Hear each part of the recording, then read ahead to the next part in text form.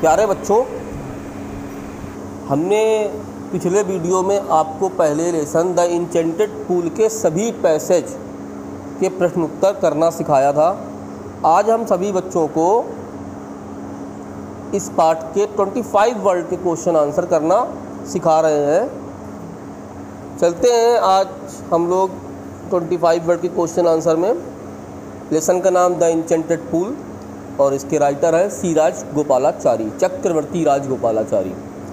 देखिए पहला क्वेश्चन लिखा हुआ है, what did Yudhishthira do? Yudhishthir ने क्या किया? व्हेन ही सा हिज ब्रदर्स लेइंग डेड, जब उन्होंने अपने भाइयों को मृत पड़े हुए देखा, मरा हुआ पड़ा हुआ देखा। तो जब युधिष्ठिर ने अपने भाइयों को मरा हुआ देखा, when Yudhishthir noticed his brothers lying dead, तो उनको बहुत गहरा धक्का लगा। ही वाज डीपली शॉक्ड, और उन्होंने वो फूट फूट के रोने लगे। And began to weep bitterly, उन्होंने अर्जुन और भीम के पैरों को स्पर्श किया और उनकी हानि पर शोक व्यक्त करने लगे। He touched the feet of Arjun and Bhim and mourned on their loss. ये आपका पहले क्वेश्चन का आंसर था। दूसरा क्वेश्चन है, हु वाज यक्ष?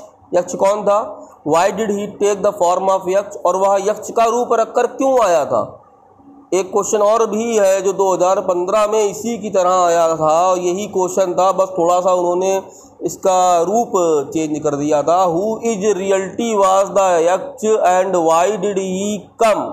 वास्तव में यक्ष कौन था, वह क्यों आया था? इस तरह से भी ये क्वेश्चन आ सकता है पेपर में। तो ये यक्ष कौन था? यक्ष हमने पढ़ाया था, यक्ष मृत्यु के देवता थे। Yaksha Yama the lord of death was in disguise of the Yaksha, यक्ष के रूप में मृत्यु के देवता यम आए थे।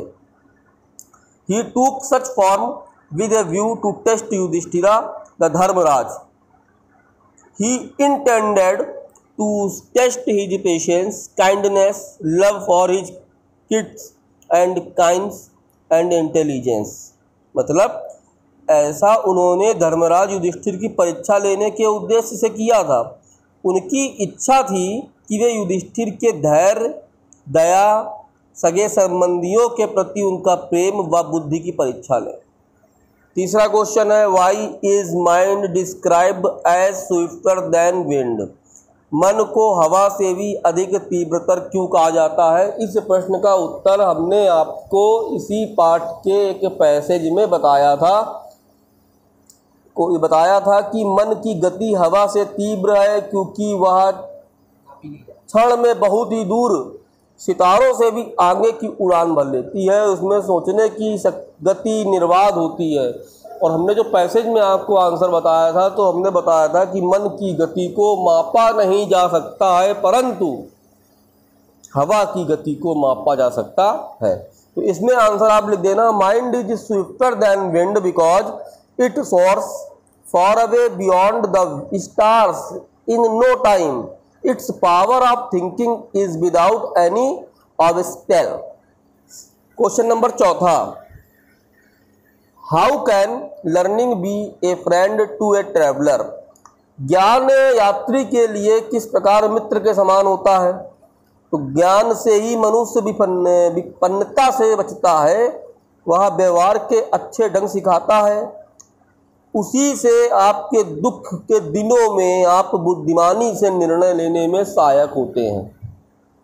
Learning shapes man for poverty, it teaches good manner and makes him to take a wise decision in rotten days। rotten days means आपके दुख के दिन।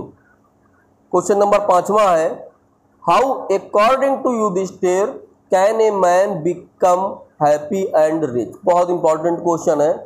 युधिष्ठिर के अनुसार एक व्यक्ति कैसे प्रसन्न और समृद्ध हो सकता है? यदि वह व्यक्ति लालच करना छोड़ दे तो वो प्रसन्न हो जाएगा। According to Yudhishthir a man can become happy by his good conduct, अच्छे आचरण से वह प्रसन्न हो सकता है। And become rich if he give up being greedy, अगर वो लालच करना त्याग दे।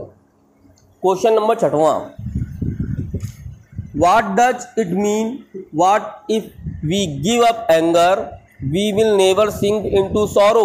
इसका क्या तात्पर्य है कि जब हम क्रोध का परित्याग कर देंगे तो कभी दुखी नहीं होंगे। मतलब क्या है इसका? तो इसका मतलब है कि अगर मनुष्य बार बार क्रोध करने का परित्याग कर देता है तो वो विनम्र बन जाता है। By leaving the habit of being angry again and again man becomes modest, विनम्र हो जाता है और वैसी स्थिति में दुख उसके पास नहीं फटकता। And never sinks into sorrow, दुख क्रोध विपत्ति की मूल जड़ है। Anger is the root of grief.